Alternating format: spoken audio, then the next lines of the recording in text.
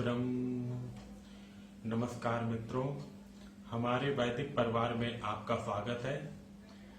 श्री वेद भाष्यकार श्री स्वामी शरण जी के मुख से वेद मंत्रों की सरल और प्रमाणिक व्याख्या सुनने के लिए हमारे YouTube चैनल को अधिक से अधिक लोगों तक पहुंचाएं, सब्सक्राइब करें, जिससे वेदों का प्रकाश घर घर तक पहुंच सके। आप कमेंट कर प्रश्न भी कर सकते हैं, हम सब प्रमाण उत्तर अवश्य देंगे। घर घर वेद मंदिर स्थापना अभियान में जुड़कर हमें सहयोग प्रदान करें। हमारा वेद भाष्य, वेदायन और अन्य वैदिक साहित्य घर बैठे प्राप्त करने के लिए आदेश करें। हमारी वेबसाइट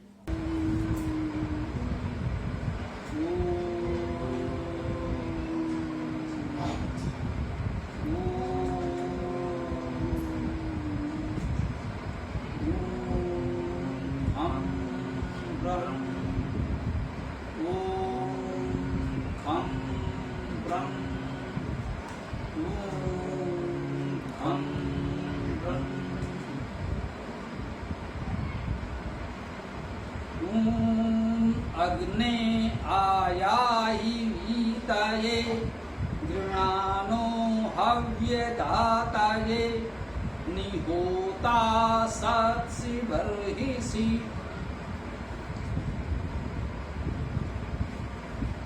हे अग्नि आये वीति हेतु प्रवचन करता हविदाता हित बैठो होता अभिवर्धन में।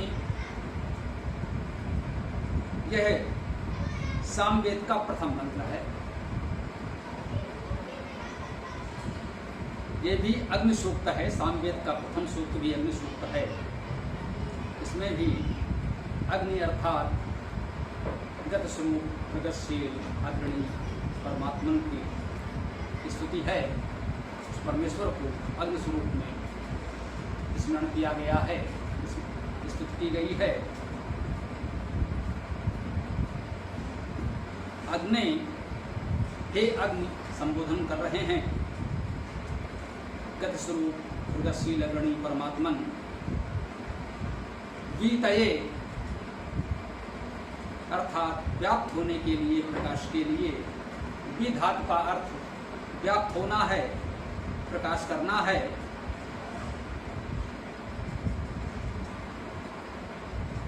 तो अग्नि आयाहि वीतये, तो हे अग्नि कह रहे हैं आयाहि। आ उपसर्ग है, या का अर्थ है जाना। आयाहि का अर्थ हुआ आइए, आना।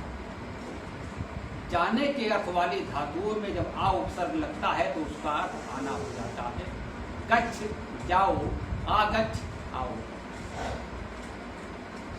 इसी या को हिंदी में या का जा होकर जाना बना है। जो जाना धातु हिंदी में है क्रिया, वो जा इसी या का अपभ्रंश है। आया ही आइए। तो हे अग्नि, हे परमेश्वर, अग्रणी गत स्वरूप प्रगतिशील परमेश्वर, आया ही आइए। अब परमेश्वर को आह्वान कर रहे हैं आने के लिए, तो उसे कहां से आना है? वे तो सदा सर्वत्र व्याप्त है, तो उसे आना कहां है? ये हमारा भाव है, वे हमारे हृदय में आए, अर्थात हम उसका इस प्रकाश को अनुभव कर सकें। आप कह सकते हैं कि ये तो आपने अपनी ओर से व्याख्या कर दी। जब वो आने की बात कह रहा है मंत्र में, तो उसे कहीं से आना चाहिए। आपके इस प्रश्न का उत्तर अगले ही शब्द में। अग्ने आयाहि वीतये। वीतये अर्थात व्याप्त होने के लिए आइए, प्रकाश स्वरूप में आइए। वो तो सदा सर्वत्र व्याप्त है, वो क्या आएगा जाएगा। हमें उसके अपने पास होने की अनुभूति करनी है, उस प्रकाश की अनुभूति करनी है, उस प्रकाश स्वरूप परमात्मा को अपने हृदय में अनुभव करना है, धारण करना है। अगर उस ज्योति पुंज को हम अपने में अनुभूत कर सके, धारण कर सके, तो यही उसका आना है। वैसे तो निश्चित है कि वो सदा सर्वत्र व्याप्त है, उसको नहीं आना है। कह सकते हैं कि हमें उसका अनुभव करना है, तो इस बात को तत्काल स्पष्ट कर दिया गया द्वितीय व्यापकता के लिए, व्याप्त होने के लिए प्रकाश स्वरूप में। तो वो ज्योति स्वरूप में व्याप्त है, इस मंत्र का ये संकेत तो समझ सकते हैं कि हम परमात्मा का ध्यान करें अपने हृदय में प्रकाश पुंज के रूप में। ये संकेत तो है, वो तो सदा सर्वत्र व्याप्त है, उसे आना जाना नहीं है, हमें उस तक पहुंचना है। वो भी ध्यान के रूप में, भाव के रूप में, कहीं चलकर नहीं जाना है कि वो यहाँ नहीं है, वहाँ मिलेगा। वो यही मिलेगा, हमारे हृदय में मिलेगा, कहीं अन्यत्र वो नहीं मिलेगा। कहते हैं भाई जब ईश्वर सर्वत्र व्याप्त है तो वो किसी मंदिर में, किसी मूर्ति में, किसी तीर्थ में भी होगा, अवश्य होगा। वो जब सर्वत्र है तो मूर्ति में भी है, मंदिर में भी है, तीर्थ में भी है, हम में आप में जो सर्वत्र है, निश्चित रूप से है। जब सर्वत्र है तो मूर्ति में भी है, मंदिर में भी है, तीर्थों में भी है। परंतु वही जब सर्वत्र व्याप्त है तो कहीं और जाने की आवश्यकता ही नहीं। उसे हम अपने हृदय में उसके प्रकाश को अनुभव करें, ये हमें हमारा मंत्र बता रहा है। हमें कहीं नहीं जाना है उसे खोजने के लिए, वो तो सर्वत्र है, हमें उसका अनुभव कर लेना है। उसका अनुभव हम कहाँ कर सकते हैं? जहां हमारी चेतना है। कहा गया है, अन्य मंत्रों में आया है, सामान्यतः हम लोग मानते हैं उसका ध्यान हम अपने हृदय में करते हैं। बाद में जब आधुनिक चिकित्सा कुछ विकसित होने लगी तो कुछ लोगों को ये लगा कि शरीर के संपूर्ण क्रियाओं का नियंत्रण तो मस्तिष्क करता है। कुछ लोगों ने कल्पना की कि ऐसा तो नहीं कि वेद में जिसे हृदय कहा जा रहा है वो मस्तिष्क हो। ये भ्रम कुछ समय तक चला। कह सकते हैं कि शरीर रचना की प्रारंभिक जानकारी में जब ये कहा गया कि शरीर की समस्त क्रियाओं का नियंत्रण मस्तिष्क करता है तो ये भ्रम हुआ और कुछ दिन लोग इसमें संदेह में रहे। परंतु चिकित्सा ने ही आगे चलकर हमें ये बता दिया कि मस्तिष्क के मृत होने के बाद भी जीवन रहता है। यह विचित्र बात है। मस्तिष्क मृत हो जाता है, हृदय की गति चालू रहती है, हृदय की गति बनी रहती है, हृदय अपना कार्य करता रहता है, तब तक जीवन रहता है, श्वसन चलता है, रक्त का संचार चलता है। व्यक्ति को जीवित माना जाता है, मृत नहीं माना जाता।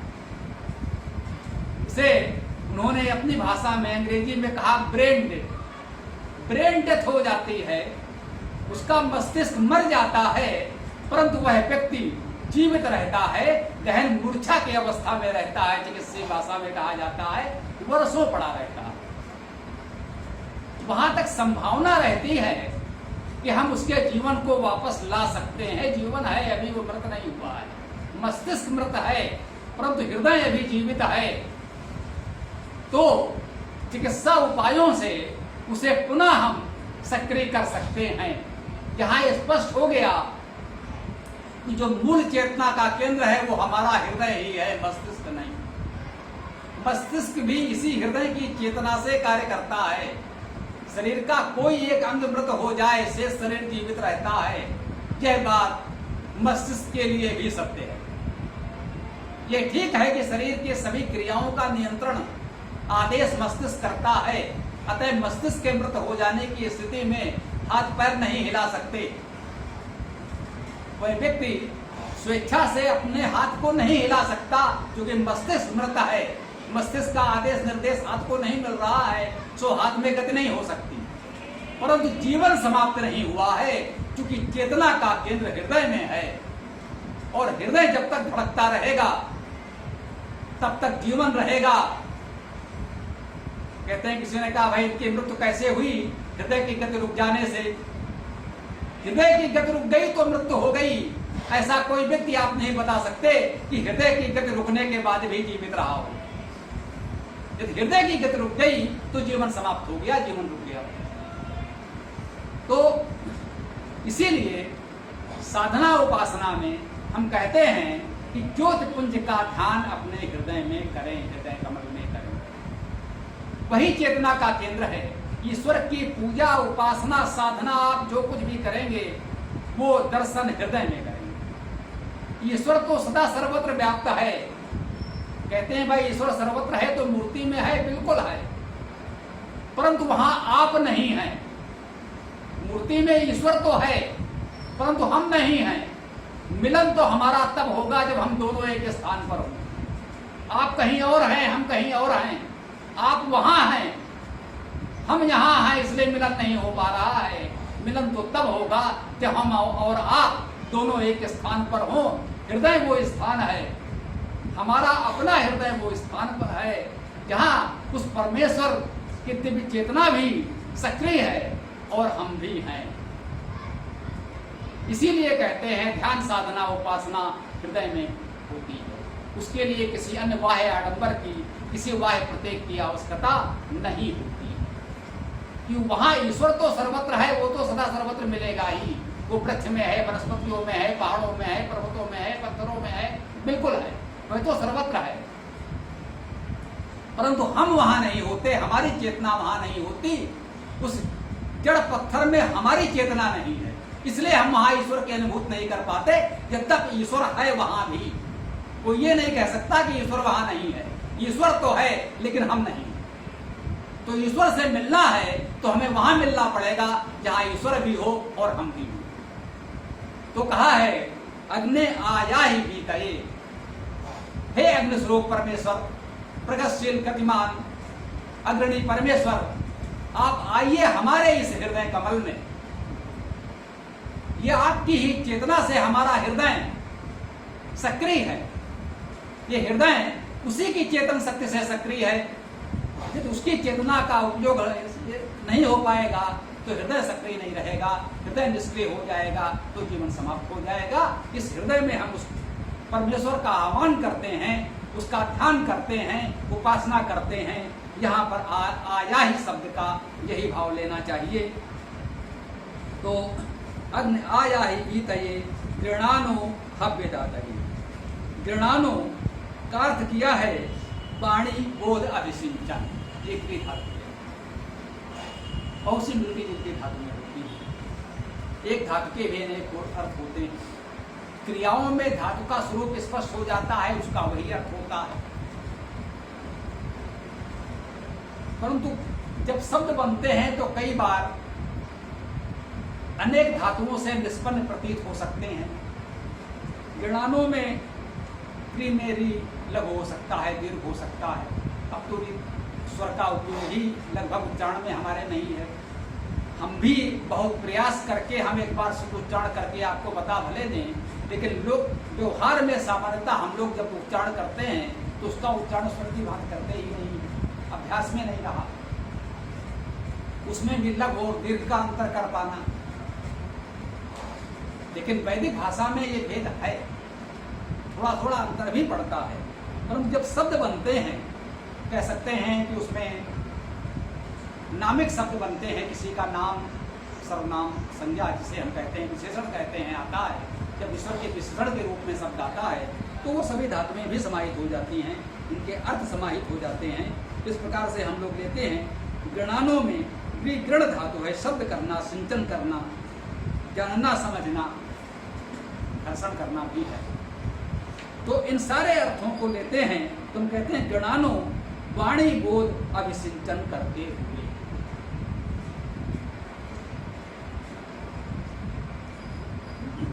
गृणानो हव्यदातये, उसको हमने अपने हृदय में अनुभव किया। जब हम हृदय में अपनी हृदय की चेतना में उस परमेश्वर का अनुभव करते हैं, उस प्रकाश पुंज को अनुभूत करते हैं, तो हम क्या कहते हैं गृणानो, तब हमें वो वाणी बोध प्राप्त होता है। अभिसिंचन उसकी कृपा का प्राप्त होता है। कहते हैं, लोग सहमत या असहमत हो सकते हैं, सृष्टि के प्रारंभ में वेद की जानकारी परमेश्वर ने दी। कहते हैं वेद ईश्वर की कृति है, मनुष्य की नहीं है, ये अपौरुषेय है, अर्थात किसी पुरुष व्यक्ति मनुष्य का किया हुआ नहीं है। ये वेद को ईश्वरी विद्या, ईश्वरी ज्ञान कहते हैं। तो भाई कैसे मिला?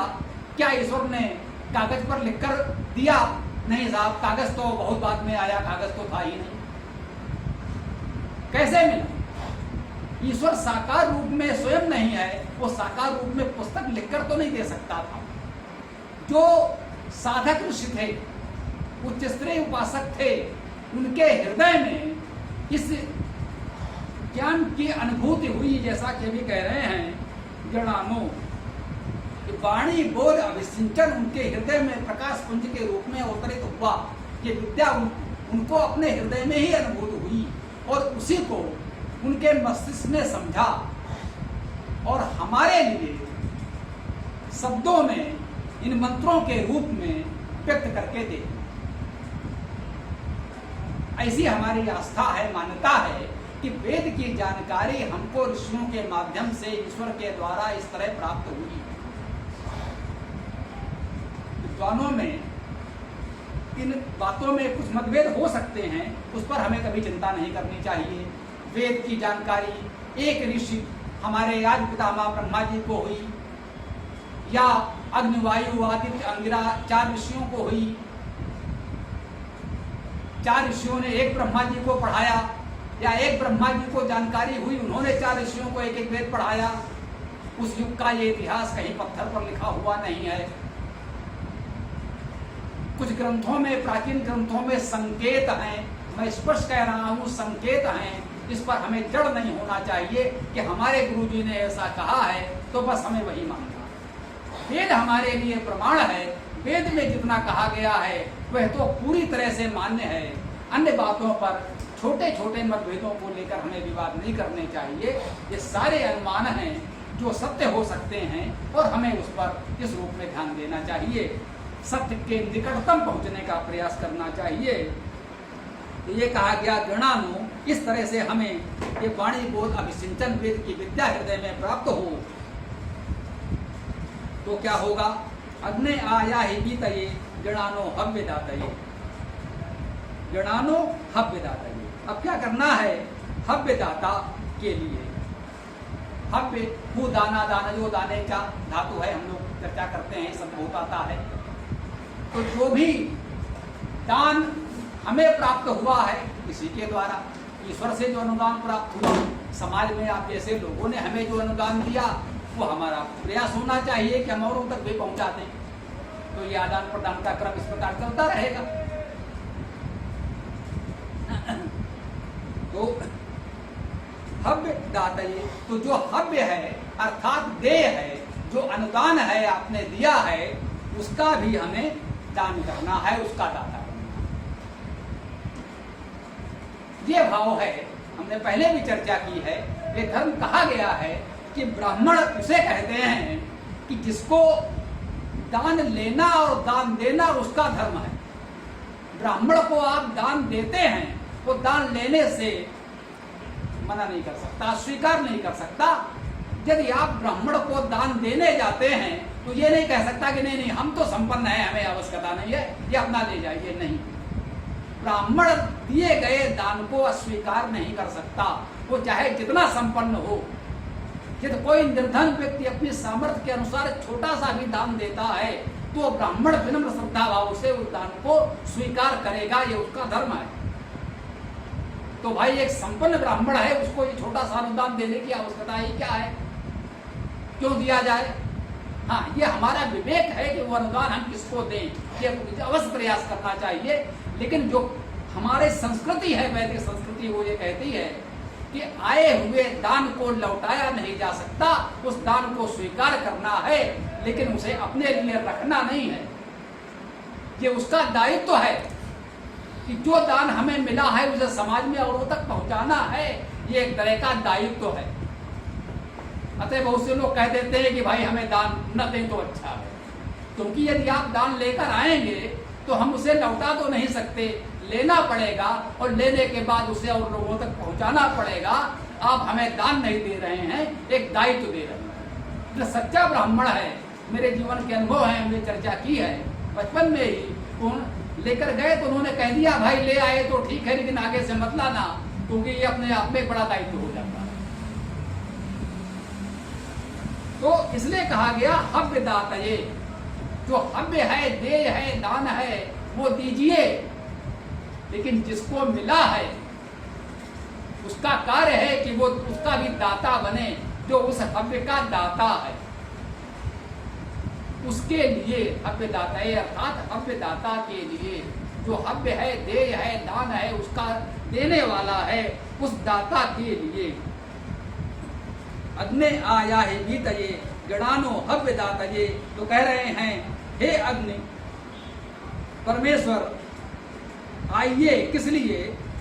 व्याप्त होने के लिए, प्रकाश करने के लिए, वाणी बोध विसिंचन के लिए और हव्य का दान करने के लिए हे परमेश्वर हमारे हृदय में आइए। अगले चरण में कहते हैं नि होता सत्सी वरहिसी। नि उपसर्ग है, निरंतर, निश्चित के अर्थ में आता है। होता, अब हव्य दाता के लिए हम कहे आए हैं तो कह रहे हैं यहाँ पर कि होता। होता का अर्थ यही हो गया हवन करने वाला, अर्थात दान और आदान प्रदान करने वाला होता। सत्सी,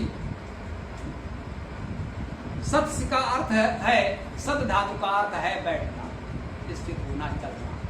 चलना की स्थिति में गति है। दोनों अर्थ जहां जैसी आवश्यकता हो, सामान्यतः दोनों भाव लेकर चलना चाहिए। हम तभी स्थित प्रतिष्ठित सुदृढ़ हो सकते हैं जब हमारे जीवन में गतिशीलता हो, जहाँ ये भाव भी है।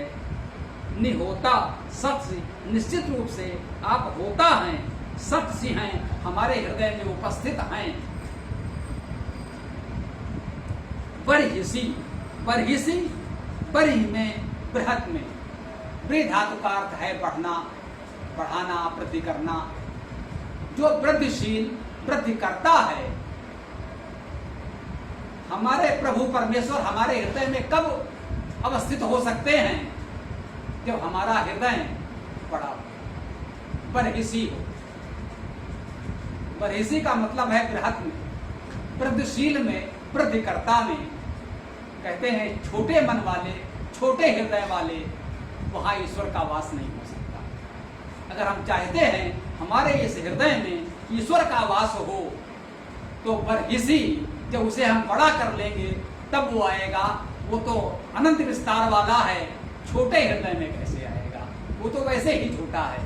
तो अपने भावनात्मक रूप से यहाँ जो भावात्मक अर्थ है हृदय का, हमारी भावना का, हृदय की विशालता का, तो जो हमारा विशाल मन होगा, विशाल हृदय होगा, तो उस परमेश्वर का वास होगा। संकीर्ण सोच वालों के लिए, संकीर्ण मन वालों के लिए ईश्वर का वास नहीं होता। अब यहाँ यही है कि जो इस भाव को, विद्या को समझे बिना कहीं से आधी पंक्ति लेकर चलते हैं, तो इसी को हम लोग कहते हैं कि आधी जानकारी। भाई ईश्वर सर्वव्यापक है तो उसे यहाँ होने या ना होने कैसे नहीं होगा? वो तो होगा। हाँ, उस अर्थ में ईश्वर सर्वव्यापक है, वो अच्छी बुरी हर स्थान पर उपस्थित है। कोई स्थान ऐसा नहीं है जहाँ ईश्वर उपस्थित ना हो। लेकिन जो मंत्र हमें सिखाना चाहता है वो ये है, अगर ईश्वर के सद्गुणों का, उसकी कृपा का, उसकी प्रेरणा का, उसके अनुदानों का लाभ हमें चाहिए, तो हमें इन गुणों को अपनाना होगा जो इस मंत्र में बताए गए हैं। आइए, आपने ध्यान दिया होगा, ये भी गायत्री है। यह सामवेद का प्रथम सूक्त अग्नि सूक्त है। सभी मंत्र गायत्री। गायत्री मंत्र की चर्चा हम लोगों ने की है, प्रसंग है, संक्षेप में इसे समझ लें। 8 वर्णों के 3 चरणों में गायत्री छंद होता है, और वेद के जो मंत्र इस गायत्री छंद में होते हैं उन सबको गायत्री मंत्र कहते हैं। इस प्रकार वेद में सहस्रों मंत्र गायत्री हैं, वेद के अधिकतम मंत्र गायत्री छंद में हैं। वेद में अधिकतम मंत्र गायत्री हैं। किसी एक मंत्र को ही गायत्री मंत्र मानना उचित नहीं। यह मंत्र भी गायत्री है, इसके जैसे अनेक मंत्र गायत्री हैं। आप किसी भी मंत्र को अपना सकते हैं। कोई कहता भाई आप ये मंत्र कौन सा पढ़ते हैं, ये क्या है? हाँ भाई ये हमारा गायत्री मंत्र है, बिल्कुल ठीक है। यह भी गायत्री है जो हमने अभी पढ़ा, आगे भी पढ़ेंगे, पहले भी पढ़ा है। ऋग्वेद का प्रथम सूक्त गायत्री में ही था, अग्नि सूक्त था वह भी। सामवेद का प्रथम सूक्त भी अग्नि सूक्त है और यह भी गायत्री छंद में है। ये सभी गायत्री मंत्र हैं। अग्ने आया ही बीतये 8 हो गए, गणानो हव्य दातये ये 8 हो गए, निहोता सत्सी परहिसी ये 8 हो गए। 8 वर्णों के 3 चरणों में ये गायत्री छंद में ये हमारा सामवेद का प्रथम मंत्र अग्नि मंत्र इसलिए कहेंगे क्योंकि इसका देवता अग्नि है। अब ये देवता क्या है? देवता को समझना है तो थोड़ा उसके और शब्दों को समझिए। जैसे कोमलता, कठोरता, मृदुता, लघुता, गुरुता।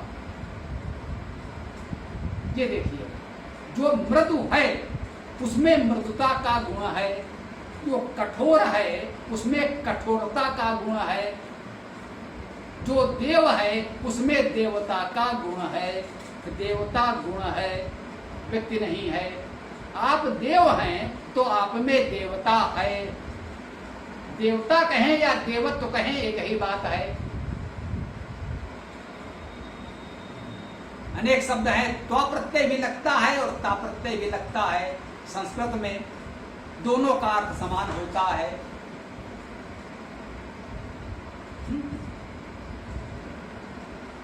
से कृतित्व हो गया,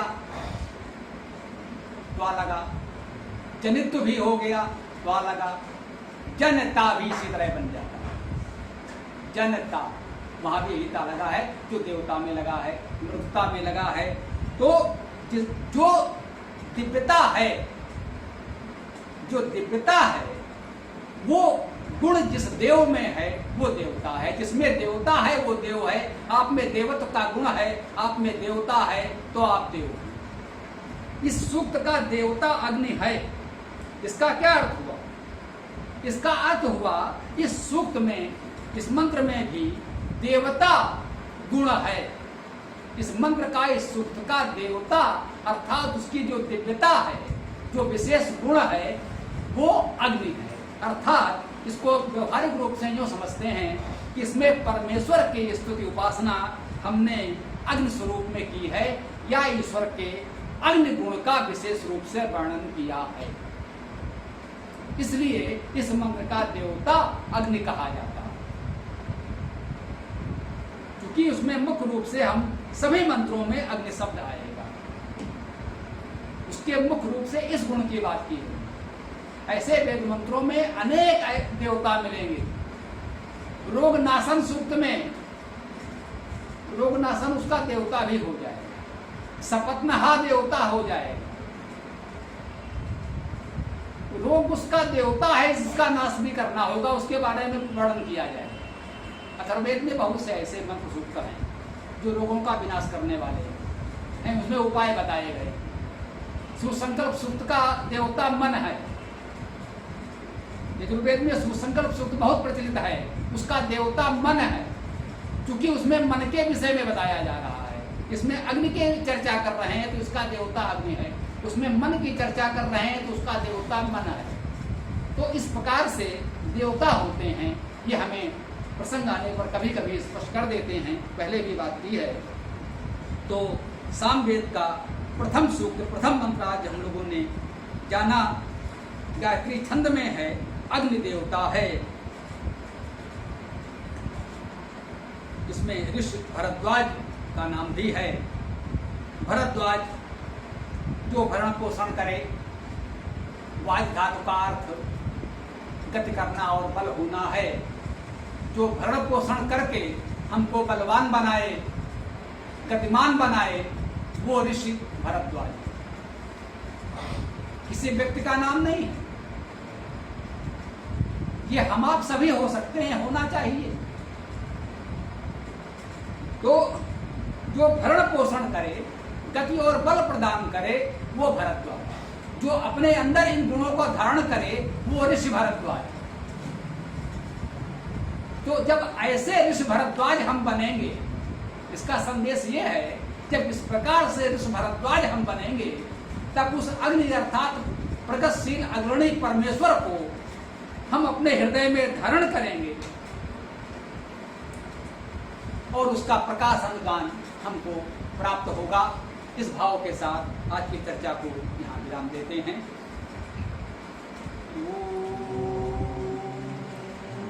हम ब्रह्म हम ब्रह्म। पूरा वीडियो देखने के लिए बहुत बहुत धन्यवाद। कमेंट में अपने विचार अवश्य दें। आपको कोई भी प्रश्न पूछना हो तो कमेंट बॉक्स पर कमेंट कर सकते हैं। डिस्क्रिप्शन में वेबसाइट का लिंक दे दिया गया है, उसमें अधिक जानकारी प्राप्त कर सकते हैं। धन्यवाद। ओम खम ब्रह्म।